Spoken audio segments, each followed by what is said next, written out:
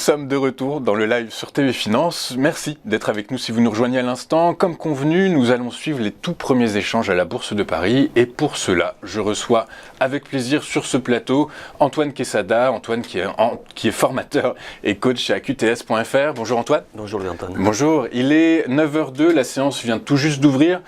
Marché parisien qui a clôturé, donc, comme on le disait hier, en hausse et qui a préservé les 7000 points, mais une séance qui semble être une séance en trompe-l'œil puisque les investisseurs semblent dubitatifs face aux choix stratégiques pris par la BCE et la Banque d'Angleterre. BCE de ne pas faire face à l'inflation et la Banque d'Angleterre qui a remonté ses taux contre l'attente du marché. Cette nuit, les places américaines et asiatiques ont clôturé en baisse. Du coup, est-ce que ça annonce la tendance pour aujourd'hui, Antoine ? Je vous avoue que, en fait, moi d'un point de vue purement graphique, ce que je constate, c'est que dans un premier temps, la réaction après les minutes de la Fed avant-hier, on a senti un optimisme exacerbé. Oui, le matin à l'ouverture. La preuve, on a ouvert sur un gap, donc sur ce qui finalement a été le plus haut de la journée. Donc, ce petit optimisme a donné envie, encore une fois, aux frustrés de ne pas être dans le marché, de rentrer dans le marché. Et donc, qu'est-ce qu'ils ont fait ? Dès l'ouverture, pouf, à l'achat. Et le marché n'a fait que retracer ensuite. Pour revenir sur le support majeur, bon, là, le graphique est assez parlant, on voit bien qu'hier, enfin, même avant-hier, on s'était déjà reposé sur le fameux 6913. En fait, on est allé un petit peu plus bas, hein, la grande bougie rouge d'avant-hier. D'avant-hier, la bougie verte d'avant-hier. Voilà, la bougie verte d'avant-hier et même la veille en fait, hein, d'avant-avant-hier. On s'est posé, on a traversé un petit peu ce fameux support de très long terme qui était une résistance qui devenait support, c'est ce qu'on s'était dit la semaine dernière. Donc ce support a encore tenu. Donc bon, on était graphiquement sur ce que j'imaginais être une figure en drapeau, c'est-à-dire après la forte hausse qui nous avait ramené au-dessus des 7100 points.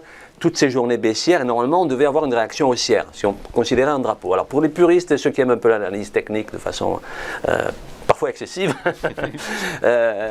on a ici une figure que l'on aurait pu traduire enfin qui s'appelle, entre guillemets, un bandeau néon. C'est-à-dire en forme, le bandeau néon est un instrument de musique proche de l'accordéon qu'on utilise principalement en Argentine pour les fameux tangos. Et il aurait fallu, pour que ce soit vraiment un bandeau néon au sens propre du terme, que la bougie d'hier, donc la grande rouge que nous avons sur la droite de l'écran, elle ait eu plus d'amplitude haussière, en fait, de démarrer moins haut et de poursuivre une nette hausse tout au long de la journée. Alors qu'en fait, on a ouvert sur les plus hauts, on a clôturé en dessous. Donc ça n'est pas exclu qu'encore, malgré la baisse de ce matin, puisque la question que vous me posiez, est-ce que le ton est donné pour la journée ? Peut-être pas, parce qu'en fait, la baisse est assez réduite. On a ouvert à moins 0,32 ou moins 0,35. Là, à l'instant T, on est à moins 0,22, c'est-à-dire qu'on est en train de remonter très gentiment. Et il n'est pas exclu qu'on revienne sur les plus hauts d'hier. Ici, je n'ai pas tracé, ce qui aurait pu être le cas, une grande oblique baissière qui passe par les 3 points hauts, dont le plus haut, le dernier troisième point haut étant le plus haut d'hier, donc le plus haut d'hier étant les 7054 points, sachant que la semaine dernière, je vous disais que pour moi, la première résistance aurait été les 7104, c'est-à-dire le plus haut de ces derniers jours. Donc, je pense qu'il ne va pas se passer grand-chose aujourd'hui.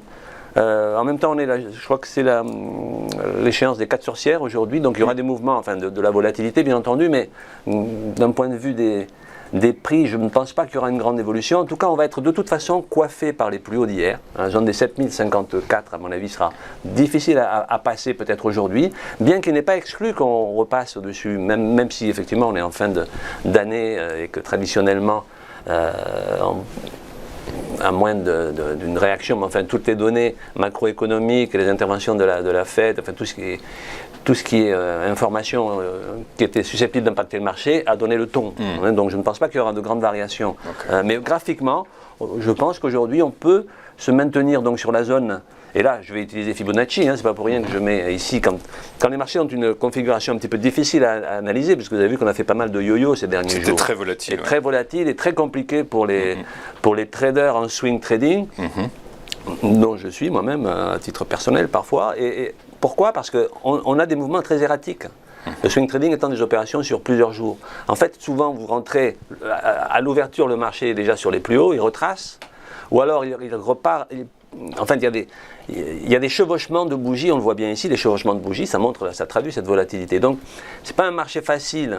Donc, comme je l'ai dit, il y a beaucoup de gens frustrés de ne pas avoir pu croquer de ce marché qui, finalement, sur l'année, va faire du 25%.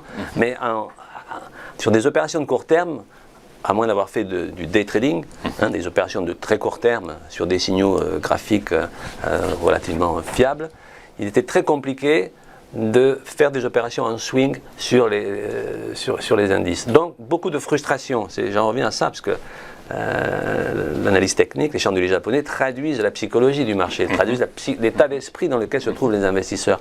Donc, beaucoup de frustration pour certains de ne pas avoir pu profiter, malgré tout, de cette grande phase haussière. Donc, ce qui entraîne des réactions un peu épidermiques.